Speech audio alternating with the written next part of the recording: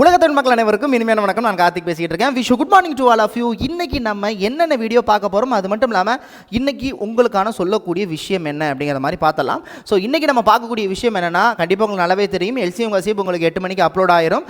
அது மட்டும் இல்லாமல் இன்னைக்கு நம்ம பார்க்கக்கூடியது கடற்கரை சமவெளி வீடியோஸ் இருக்குது, உங்களுக்கு குரூப்பில் சென்ட் பண்ணிடுவாங்க.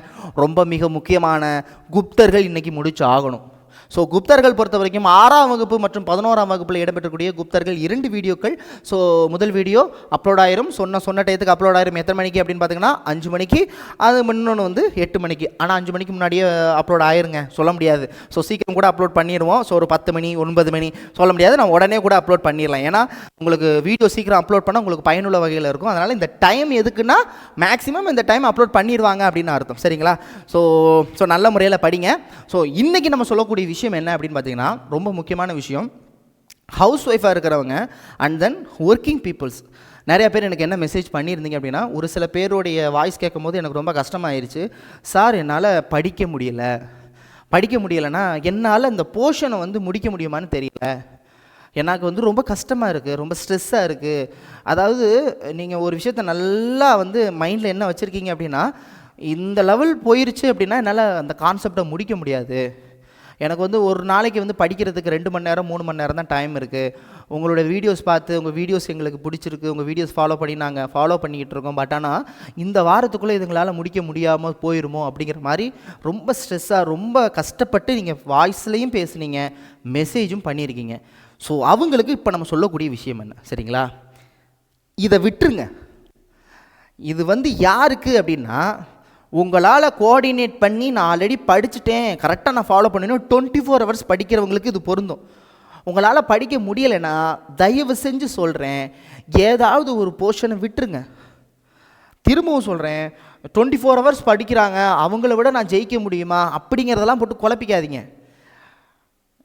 எவ்வளோ பேர் படிக்கிறாங்க, எல்லோரும் சக்ஸஸ் ஆகிறாங்களா? டிஎன்பிஎஸ்சி அப்ளை பண்ணுறது லட்சக்கணக்கான பேர் அப்ளை பண்ணுறாங்க, எல்லாமே போஸ்டிங் வாங்குறாங்களா? அப்படி கிடையாது. திரும்பவும் சொல்கிறேன், சிலபஸ் முடிக்கிறவங்களாம் கிளியர் பண்ண மாட்டாங்க, சரிங்களா?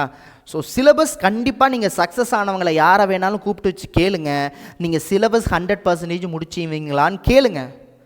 அவங்க சத்தியமாக சொல்லுவாங்க, நான் சயின்ஸு தொடலை, நான் எக்கனாமிக்ஸ் தொடலை. அவங்க கண்டிப்பாக எல்லாத்துலேயும் ப்ரில்லியண்ட்டாக இருக்கவே மாட்டாங்க. சிலபஸ் ஃபுல்லாக முடித்தவங்களாம் கிளியர் பண்ண மாட்டாங்க. நம்ம எதை படிக்கிறோமோ அது தெளிவாக படித்தா பாஸ் ஆகிடலாம். அந்த தெளிவாக படிக்கிற சப்ஜெக்ட் 75% இருந்தால் போதும், போஸ்டிங் கன்ஃபார்ம். அதனால் சயின்ஸ் எல்லாம் 100% முடித்தவங்களா டிஎன்பிசிக்குள்ளே போய் எக்ஸாம் எழுதுகிறாங்க. சயின்ஸில் மேக்ஸிமம் யாரும் தொட மாட்டாங்க. அதுக்காக சயின்ஸ் முக்கியம் இல்லைன்னு சொல்லலை. நீங்கள் ஒரு விஷயத்தை நல்லா புரிஞ்சுக்கங்க.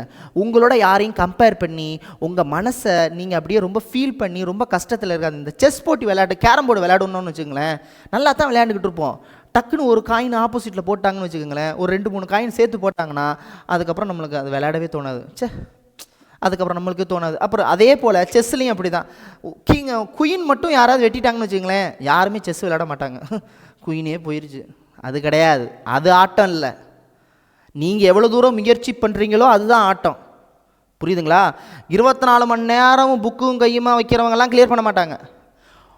படிக்கிற அந்த 1 மணி நேரத்தில் கரெக்டாக படிக்கிறவங்க பாஸ் ஆவாங்க. அதனால் நீங்கள் இது உங்களால் ஃபாலோ பண்ண முடியலையா, ஓப்பனாக சொல்கிறேன், மேக்ஸ் ஃபாலோ பண்ணுங்கள்.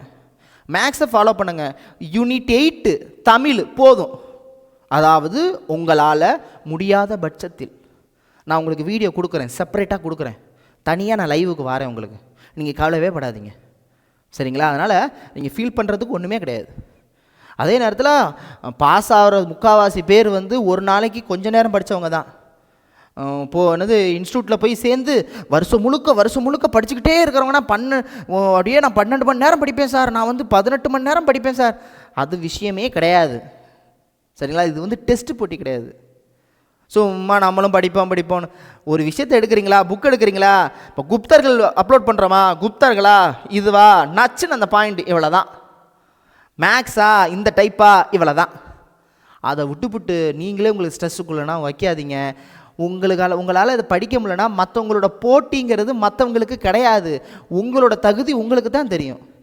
போன வாட்டி எப்படி படிக்கிறீங்க, இப்போ எப்படி படிக்கிறீங்க, அந்த ஸ்டாண்டர்ட் வந்து உங்களுக்கு தான் தெரியும்.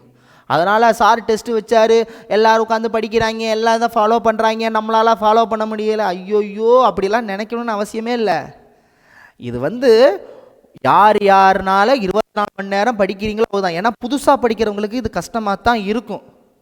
அதனால் உங்களுக்கு நான் சொல்லக்கூடிய விஷயம் என்னென்னா, உங்களால் முடியலையா, உங்களால் படிக்கிறதுக்கு டைம் இல்லையா, ஒரு சப்ஜெக்டை அப்படியே எடுத்து வச்சுருங்க. படிக்கிறத மட்டும் தயவு செஞ்சு கரெக்டாக படிங்க. பொது தமிழ் முக்கியம், பொது தமிழை படிச்சிருங்க. இது நான் சொல்லக்கூடிய பாலிட்டி முக்கியம், மேக்ஸு முக்கியம். மேக்ஸு, பாலிட்டி, பொது தமிழ், யூனிட் 8 இதை மட்டும் ஃபாலோ பண்ணுங்கள். ஜாகிரபியை கூட கொஞ்சம் ஒதுக்கி வைங்க. நான் ரிவிஷன் பண்ணும்போது அதில் உங்களுக்கு முக்கியமானதை நான் தனியாகவே எடுக்கிறேனே. கஷ்டப்படாதீங்க, இஷ்டப்பட்டு படிங்க. ஒன்று தெரியலையா, ஒன்று நம்மளால் புரிஞ்சுக்க முடியலையா, ஓகே, அப்படி வச்சுட்டு இருக்கிறதுல நம்ம தெளிவாக இருப்போம். திரும்பவும் சொல்கிறேன், நம்மக்கிட்ட இருக்கிற டைம், அந்த டயத்தை நம்ம கரெக்டாக யூட்டிலைஸ் பண்ணணும். நான் வந்து எல்லாத்தையும் வேண்டாம், சரிங்களா? இது யாருக்கு சொல்கிறேன்னா, வேலைக்கு போகிறவங்க, ஸ்ட்ரெஸ்ஸில் இருக்கிறவங்க, அவங்களுக்கு சொல்கிறேன். இப்போ இதில் ஜாகிரஃபினா இப்போதைக்கு நீங்கள் தொட வேண்டாம், ஜாகிரஃபி வேண்டாம், விட்டுருங்க. ஆனால் தமிழ் ஃபாலோ பண்ணுங்கள், மேக்ஸு கண்டிப்பாக. So wish you all the best. உங்களால் கண்டிப்பாக முடியும், உங்களால் கண்டிப்பாக முடியும், சரிங்களா? அழுக வேண்டாம், கஷ்டப்பட வேண்டாம், ஸ்ட்ரெஸ் ஆக வேண்டாம். என்னடா லைஃப் நமக்கு மட்டும் இப்படி இருக்கே, வாழ்க்கையில் எல்லாருக்கும் படிக்கிறதுக்கு சப்போர்ட் பண்ணுறாங்க, நம்மளுக்கு மட்டும் படிக்கிறதுக்கு சப்போர்ட் பண்ணல. யார் சொன்னா எல்லாருக்கும் சப்போர்ட் இருக்குன்னு? யார் சொன்னா? ஜெயித்தவங்க முக்கால்வாசி பேருக்கு சப்போர்ட் இல்லாதவங்க தான் ஜெயிச்சிருக்காங்க. சப்போர்ட் இருக்கிறவங்க எல்லாரும் பாஸ் ஆகிட்டாங்களா? நீங்கள் பார்த்தீங்களா? இன்ஸ்டியூட்டில் சேர்ந்து ஆயிரக்கணக்கான பேட்சுக்கு ஆயிரக்கணக்கான மக்கள் இருக்காங்க. அந்த ஆயிரக்கணக்கான மக்கள்லாம் பாஸ் ஆகிட்டாங்களா? வீட்டில் 30,000 40,000 50,000 அப்படின்னு இறச்சி 50,000 60,000 கொடுத்து போய் இன்ஸ்டியூட்டில் சேர்றாங்க. அவங்க எல்லாம் பாஸ் ஆகிட்டாங்களா? அவங்களுக்கெல்லாம் சப்போர்ட் இருக்கு, அவங்களாம் பாஸ் ஆகிட்டாங்களா? வெளிச்சம் இருக்கிறதுனால எல்லாரும் வெற்றி அடைஞ்சிருவாங்கன்னு அவசியம் இல்லை. சிறு விளக்கில் கூட நம்ம பாஸ் ஆகலாம், அது நம்ம கையில் தான் இருக்குது.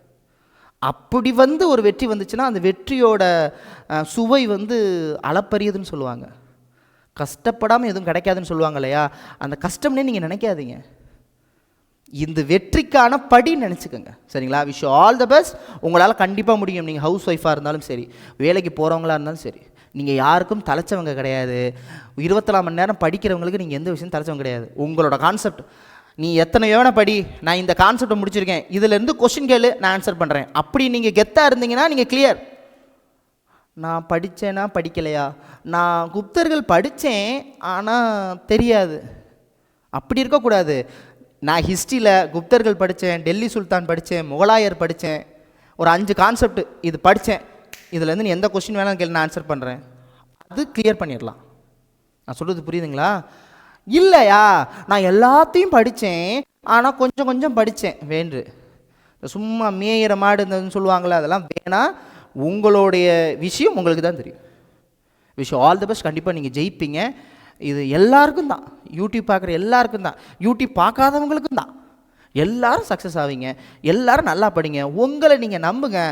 மற்றவன் 1000 பேர் 1000 சொல்லட்டும், 1000 படிக்கட்டும், எவ்வளவோ படிக்கட்டும், நம்ம சிலபஸில் இருக்கிறத படிக்கிறான் அப்படித்தான், சரிங்களா? Thank you so much. மீண்டும் சந்திக்கலாம். சந்திக்க போகிற உங்களுக்கு விடைபெறுவது உங்கள் அன்பு சகோதரன் கார்த்திக். என்னோட சப்போர்ட் என்றைக்கும் இருக்கும், சரிங்களா? மீண்டும் சந்திக்கலாம். நன்றி, வணக்கம்.